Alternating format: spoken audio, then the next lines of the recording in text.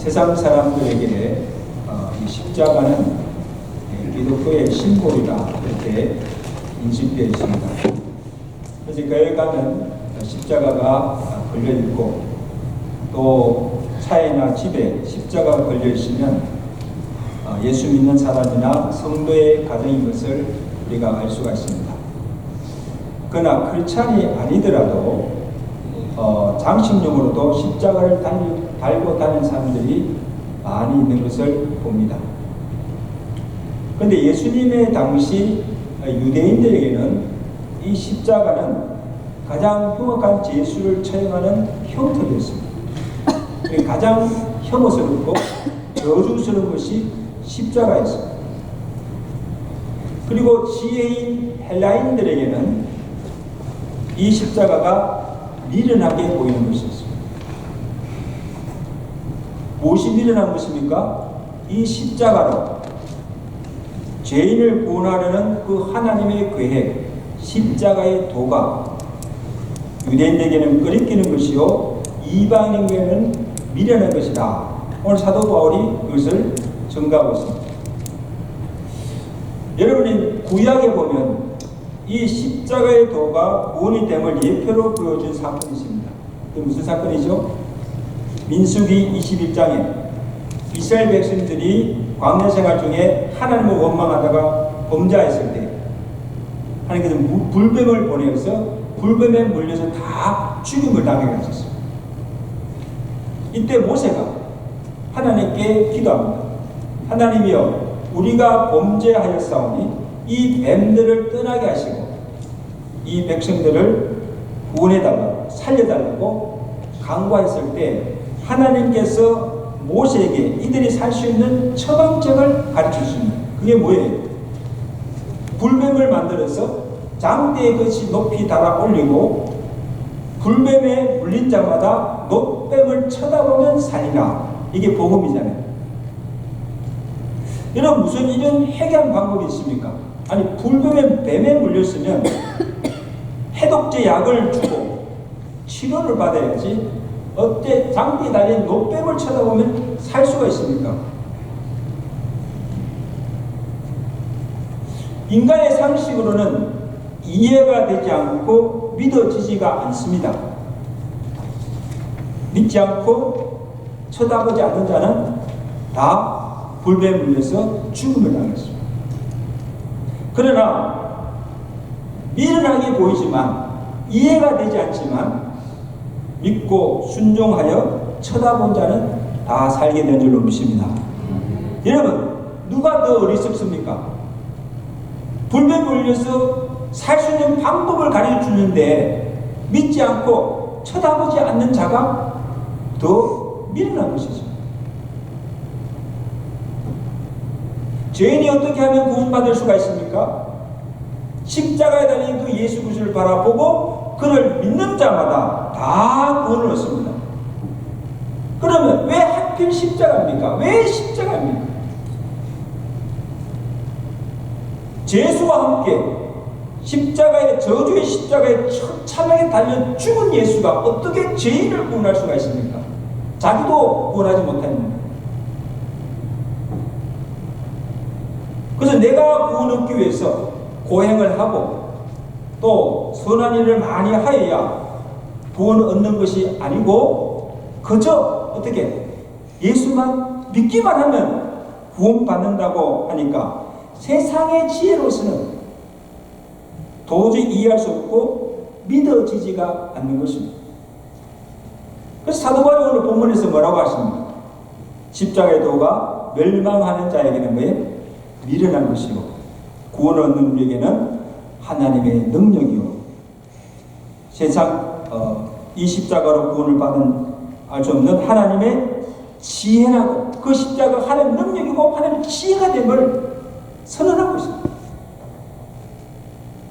바울 자신이 또한 이 십자가로 구원을 받은 후에 그의 고백이 뭡니까? 놀라운 고백하잖아요. 갈라디아서 6장 14절에 내게는 우리 주 예수 그리스도 십자가 외에는 결코 자랑할 것이 없노라. 아멘. 내가 십자가 외에 자랑할 것이 하나도 없다는 거예요. 자, 여러분 보세요. 사도 바울이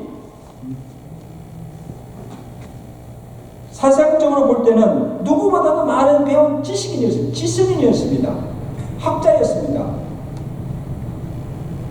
누구보다도 율법에 험이 없는 노론자로 자차였습니다. 그리고 세상 자랑거리를 많이 가진 자였습니다. 근데 사도 바울은 미련하게 보이는 그 십자가가 왜? 하나님의 지혜요, 하나님의 능력이요, 나는 오직 십자가 외에는 잘한 것이 없다고 고백하고 있습니다. 도대체 사도 바울이 십자가를 통해서 본 것이 무엇입니까? 어떻게 해서 그 저주의 십자가가 구원의 십자가가 될 수가 있습니까? 바울이 예수 그리스도의 십자가를 통해서 받은 은혜가 무엇이기에 이런 고백을 할 수가 있습니다. 여러분, 이것은 비단 바울만의 고백이 아니라 십자가로 구원을 받은 모든 우리의 고백이 되어야 될 줄로 믿습니다. 따라서 십자가는 하나님의 능력이요, 하나님의 지혜요, 오직 나의 자랑이 됩니다. 아멘? 정말 그렇게 믿으세요?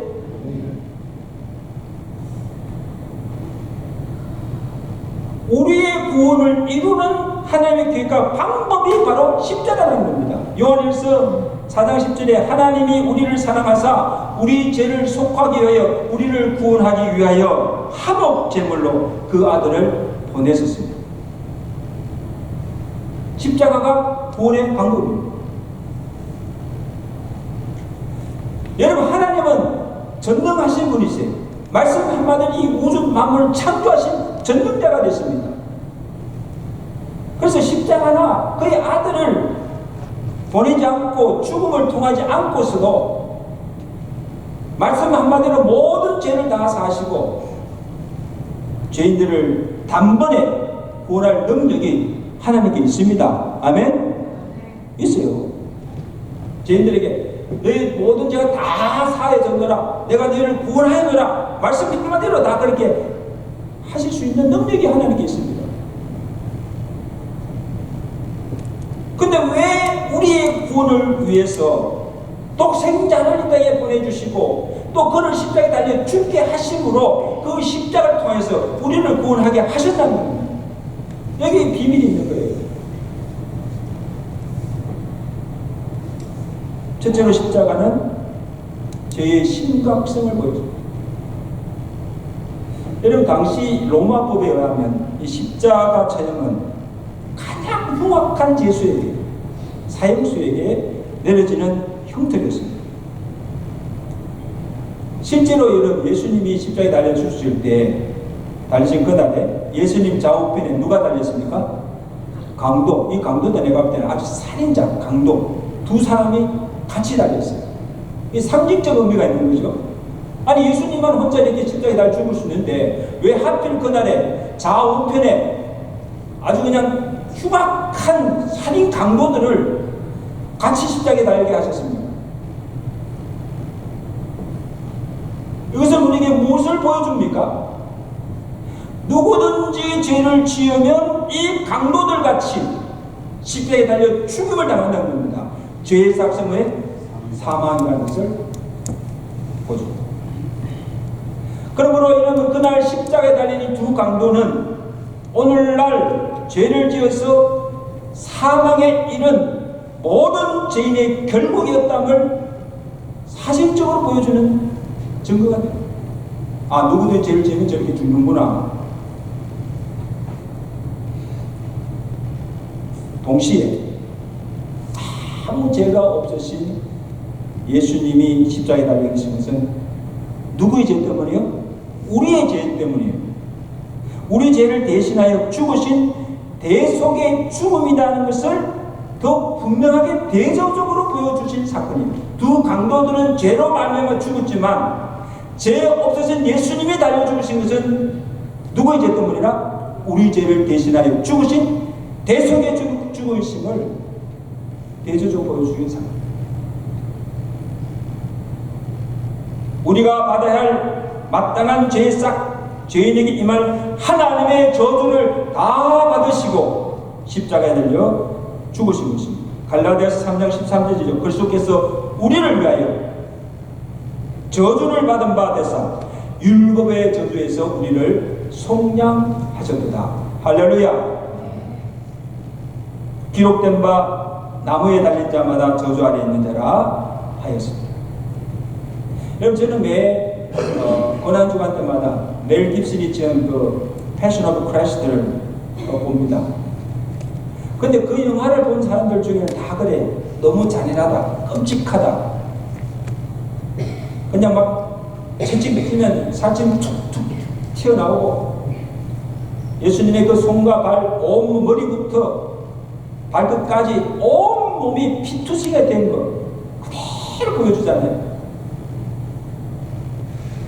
정말 눈뜨고 차마 보지 못하는 그런 끔찍한 상황들을 왜 저렇게 보여주는가? 그렇게 물었을 때 그 영화를 지은 멜 깁슨이 이렇게 대답했다고 합니다. 이 영화에서 패션 오브 크라이스트 보여주고자 하는 가장 큰 핵심은 고난받는 예수 그리스도의 모습을 통해서 우리의 죄가 얼마나 심각하며 죄의 고통이 얼마나 크다는 것을 피부적으로 느낄 수 있도록, 아, 참 죄가 무슨 거구나. 이것이 예수님의 그 십자가의 고난을 통하여서, 아픔을 통하여서 우리에게 보여주기 위함이라는 겁니다. 여러분 한번 보세요. 그것을 우리가 무엇을 느낄 수 있는가? 우리를 구원하시기 위해서 주님께서 당하신 고난과 고초가 얼마나 크다는 것을, 뭐 때문에? 그것이 바로 내 죄 때문인 것을 포고하려는 거예요.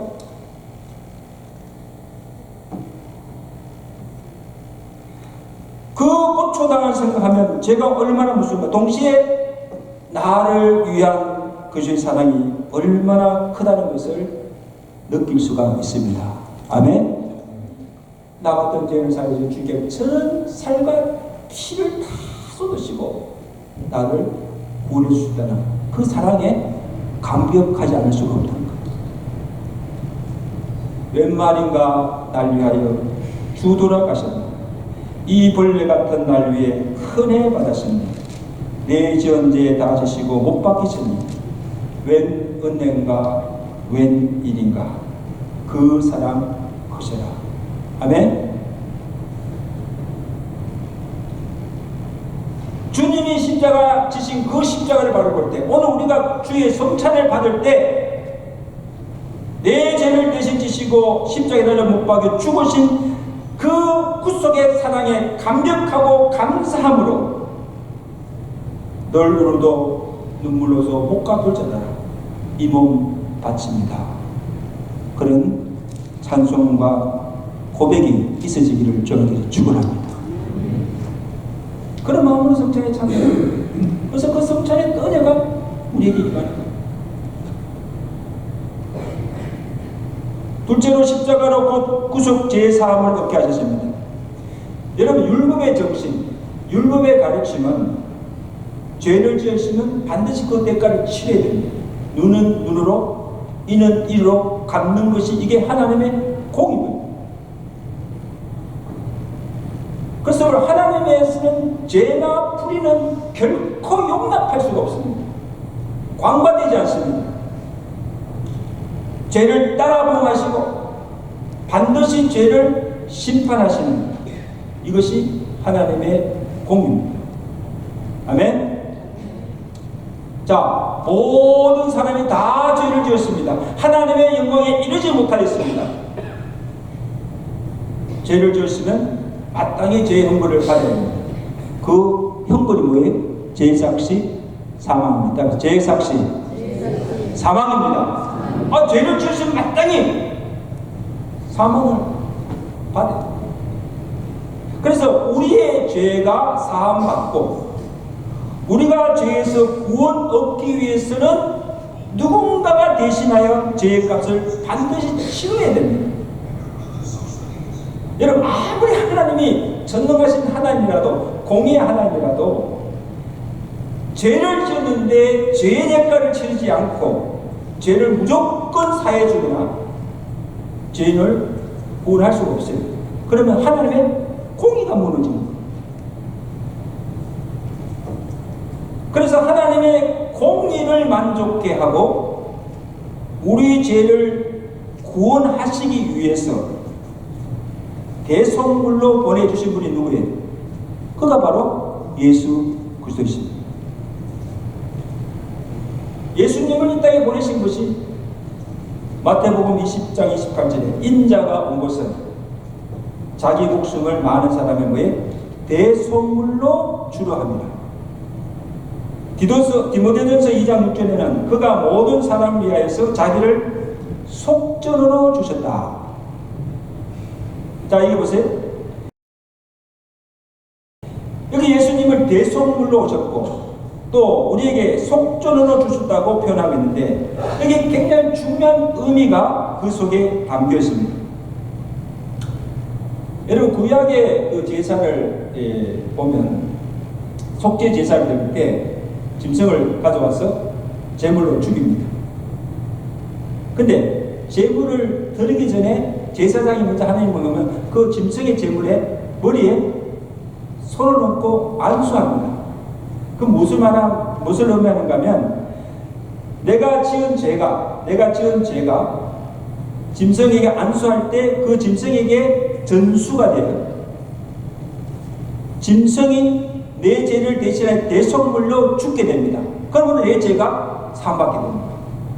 이 원리입니다. 이게 속죄의 원리입니다.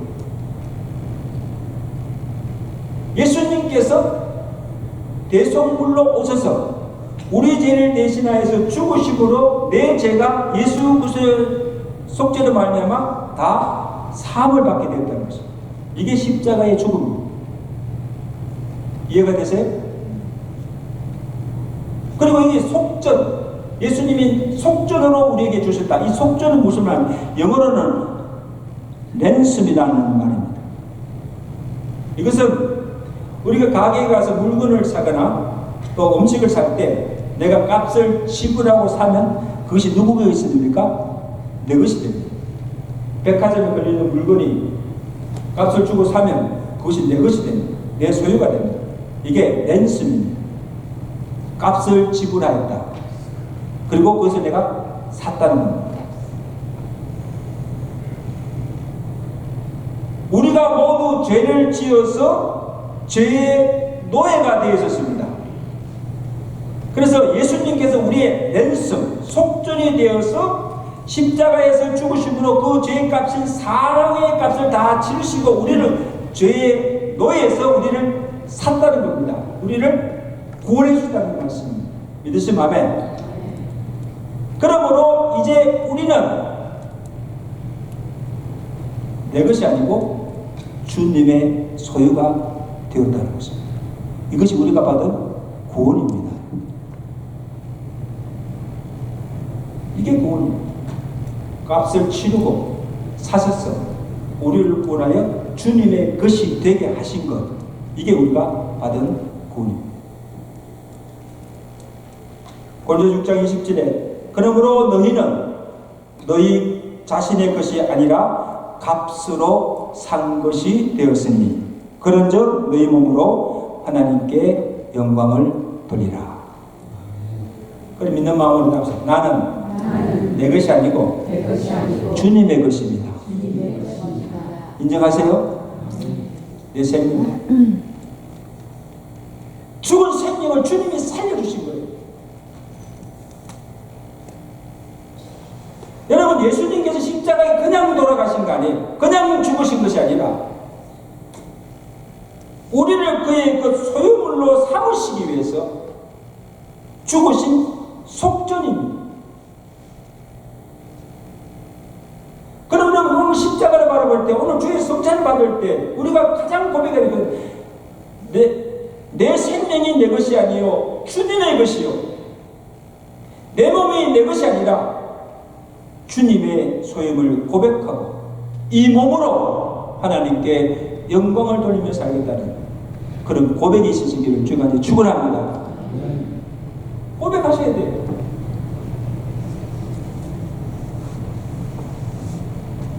예수님의 그 십자가가 아니었다면 이미 우리는 죄로 죽은 몸이에요. 영벌에 처할, 운명에 처할 사람들이에요. 십자가로 속죄를 다 치러주심으로 죽었던 우리가 살리심을 받아서 새 생명을 얻은 겁니다. 이게 영생입니다.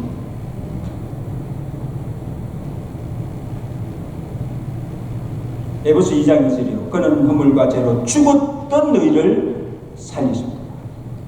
그 어떤 의미에서는요, 우리가 예수님한테 구원받은 성도들은요, 우리가 덤으로 사는 인생입니다. 할렐루야. 예수 때문에 덤으로 사는 인생들이에요. 그럼 천국에서 영생을 누리잖아요.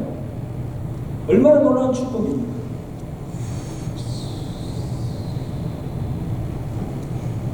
또 하나 제3의 비밀은 피 흘림입니다. 히브리서 9장 22절에 율법을 쫓아 모든 물건이 피로서 정욕게 되나니 피 흘림이 없이는 사함이 없느니라. 다음에 피 흘림이 없이는 사함이 없느니라. 이게 무슨 사함이에요? 죄 사함이죠.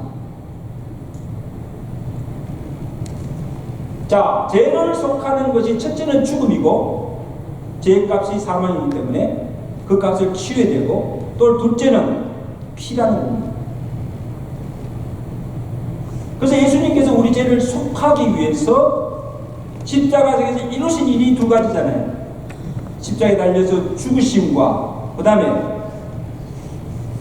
보혈의 피를 흘리셨습니다. 그래서 피가 죄를 속한다는 원리가 성경에 여러 군데 나오잖아요.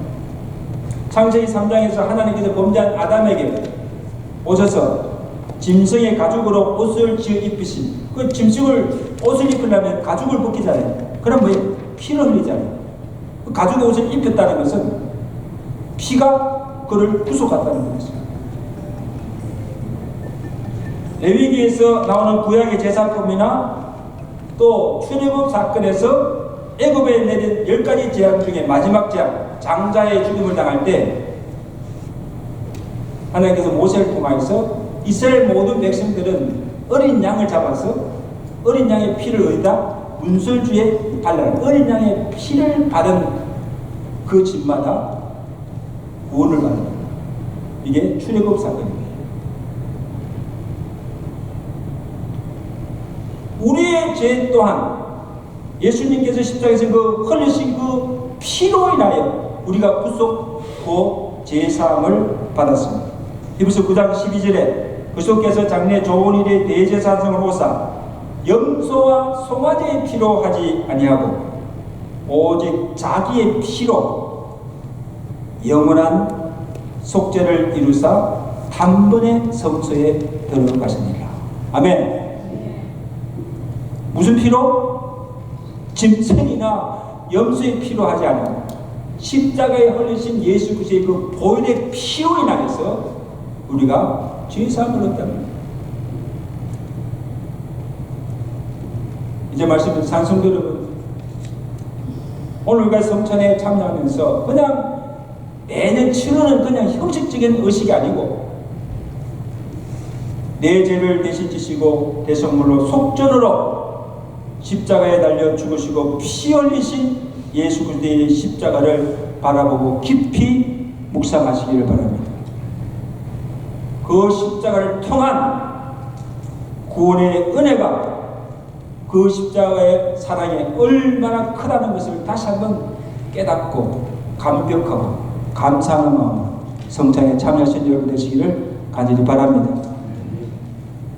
십자가로 우리가 구원을 받고 새 생명을 얻었습니다.